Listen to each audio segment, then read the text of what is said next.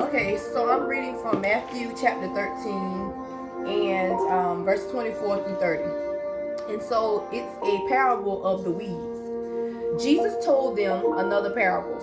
The kingdom of heaven is like a man who sowed good seed in his field.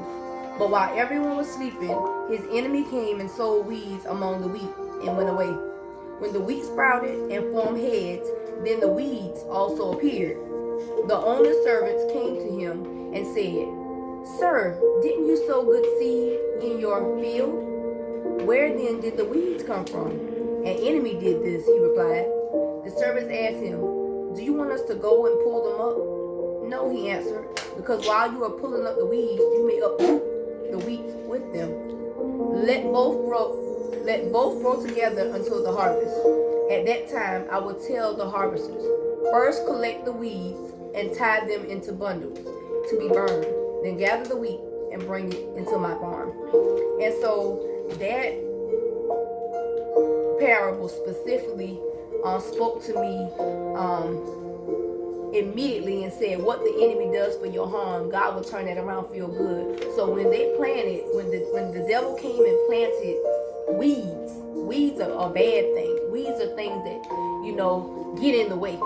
So when the enemy comes to plant things that gets in your way, when the enemy comes and plant things to stop what you're doing, or to put doubt in your mind, or fear in your mind, or to have a hiccup over here, or when it detours. So when the enemy plants seeds, when the weeds are planted, when you have to go a little harder, when you have to be detoured, when you have to be rerouted, when you have to slow down, and when you have to not do it this week, but you got to wait 2 weeks from now to do it because your money don't come in for 2 weeks later.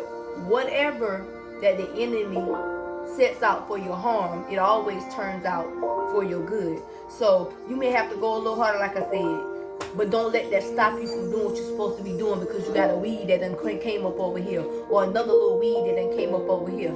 You keep going, you keep pushing. You don't let the enemy think he got one up on you.